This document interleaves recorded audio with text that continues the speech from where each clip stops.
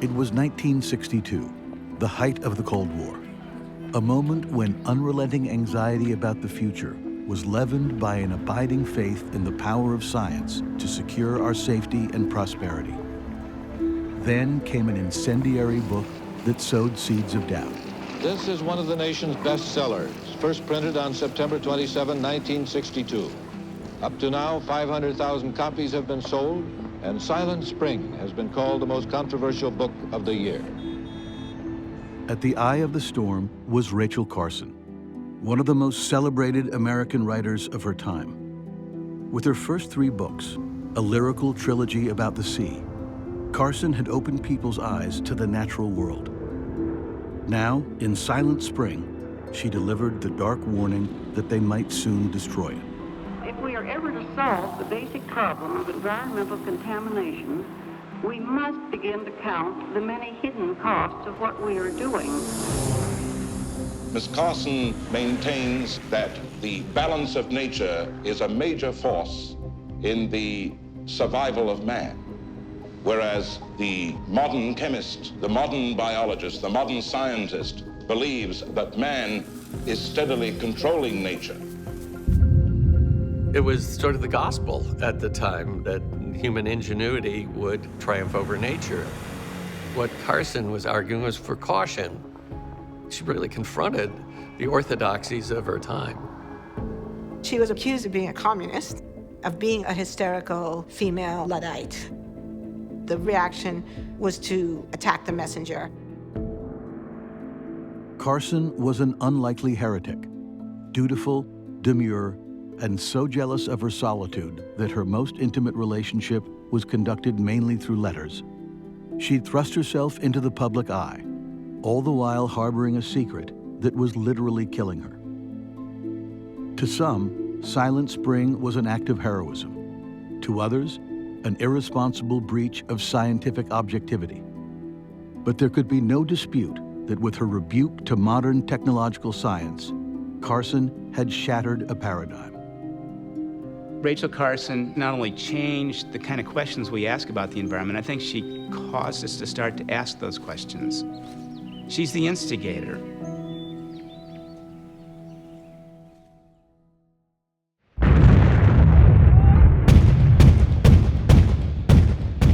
In mid-July 1945, as the Second World War ground on in the Pacific, and weary Americans scanned the morning's headlines for the word victory, Rachel Carson was trying to call attention to what she believed was a war against the Earth.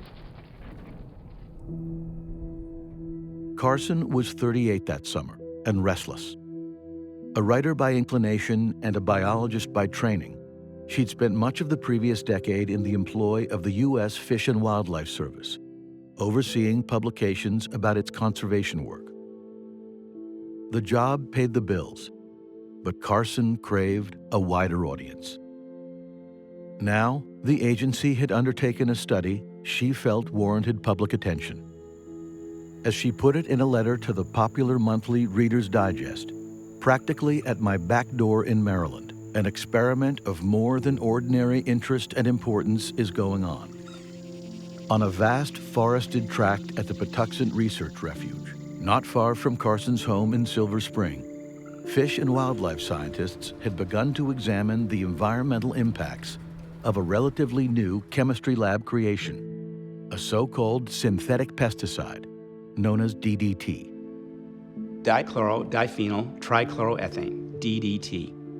It was first synthesized back in the 19th century, and it sat on lab shelves for decades. Nobody knew if it did anything, if it had any useful purpose, until 1939, when a Swiss chemist named Paul Muller discovered that it was a very potent insecticide. It killed all kinds of bugs very readily. Absorbed through the feet or other parts of the body, DDT affects the nervous system and motor coordination of the insect. Several hours elapse before symptoms develop. Then in sequence follow restlessness, tremors, convulsions, paralysis, and death. Farmers have been doing war with insects and other pests for a long time, and they had been using what we think of now as almost obviously homicidal poisons to do that. But for the first time, we have a sort of new generation pesticide. It's a whole new fascinating kind of chemical formula that's not obviously toxic to people. And insects are dying all over the place.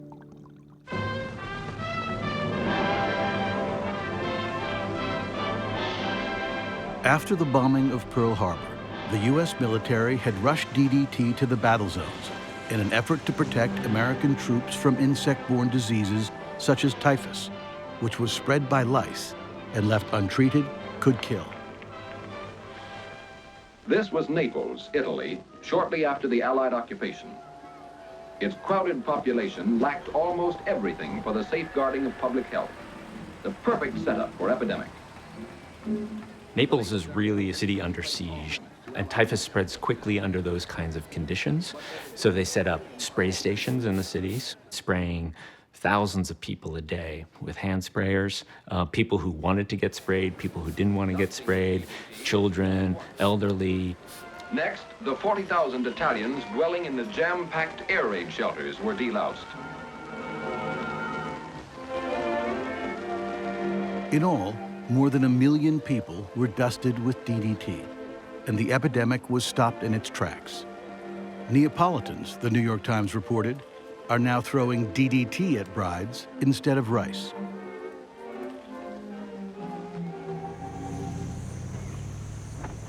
Meanwhile, in the tropical Pacific theater, where more soldiers had been sidelined by malaria than by gunshot wounds, entire islands were saturated with DDT.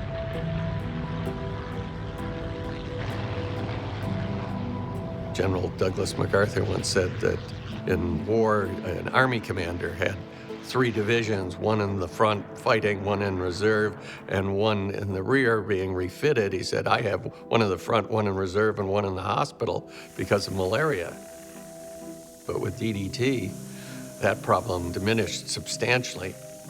It was considered to be a miracle substance in that it saved hundreds of thousands of lives. By the middle of 1944, Time magazine had pronounced DDT one of the great scientific discoveries of World War II. To Reader's Digest, Rachel Carson was offering a new angle, a piece exploring DDT's potential to cause collateral damage to wildlife.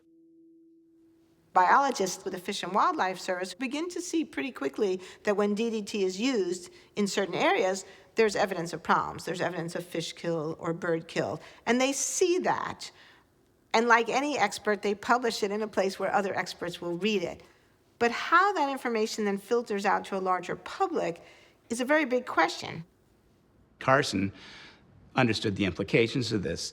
She wanted to write a story warning people that we need to be a little bit careful with this. This looks like it's a great thing, but we maybe need to be cautious in how we use it, how much of it we use.